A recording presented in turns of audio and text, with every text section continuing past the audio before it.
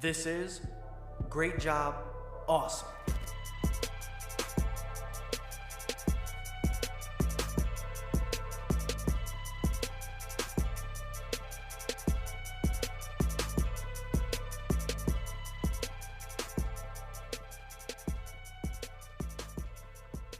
Welcome back to another Great Job, Awesome. Thanks to everybody that recently subscribed and everybody that checked out the latest video. Keep it coming. It means the world.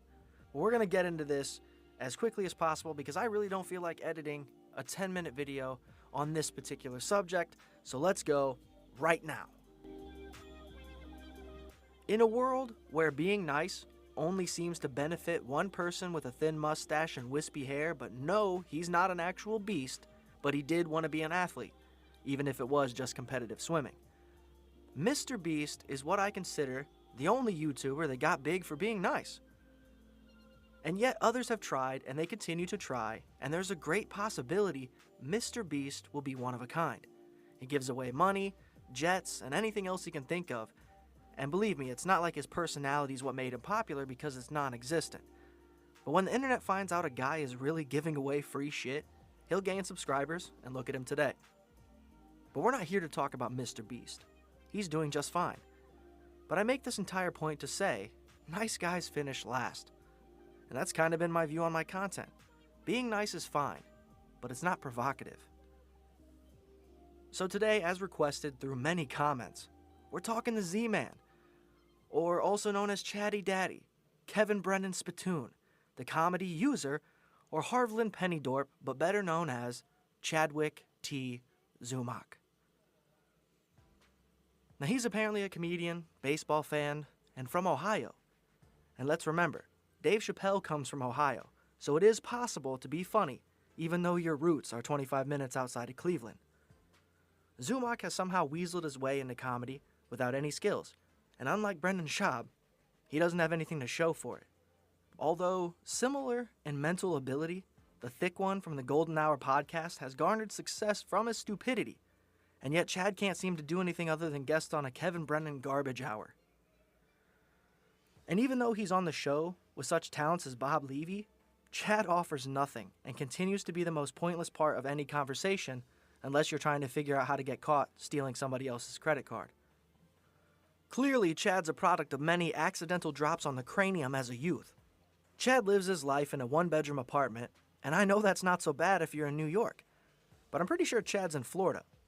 He's living like a retired church pianist. Yet Chad has done nothing. He spends each MLC abomination claiming to know famous person after famous person, and honestly, his relations with those people are much like yours and mine, non-existent. Chad talks about famous people like he also knows how to use the internet. How can we believe he knows any of these people when they clearly don't know him?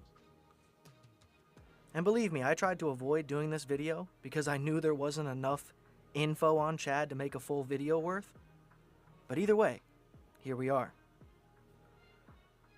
Now, we can sit here and make fun of Chad's juvenile attempts at stand-up, but that's been done. Most of us know Chad is shit at comedy. I mean, he only works with Kevin Brennan, who lives a perpetual life of jealousy, and apparently that's funny. Grow up, Kevin. Chappelle never liked you. But we are actually doing this video to acknowledge Chad's dangerous obsession with Casey Anthony. So of course right now I'd be playing a clip where Chad actually says that he would marry Casey Anthony. But unfortunately, I couldn't find it. I searched and I searched, but believe me guys, he said this. He said it 4 or 5 times on one of Kevin Brennan's Misery Loves Company live streams. And like I said, I wouldn't even be doing this if Chad knew comedy, because he would have presented his statement as a joke, and we would have all known it was a joke.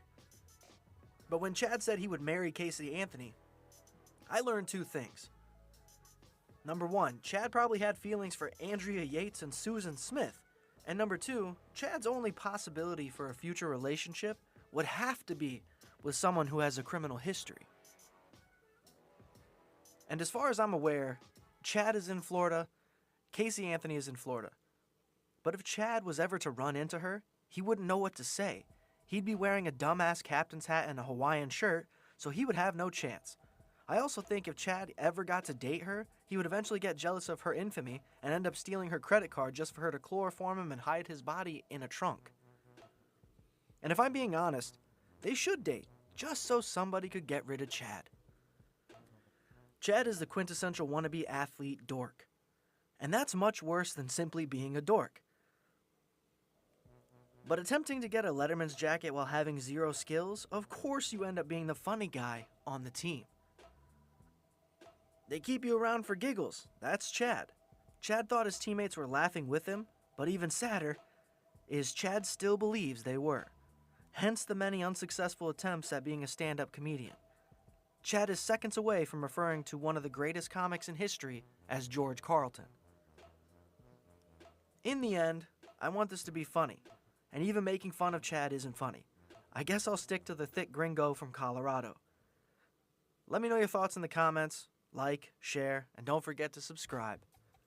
And until the next one.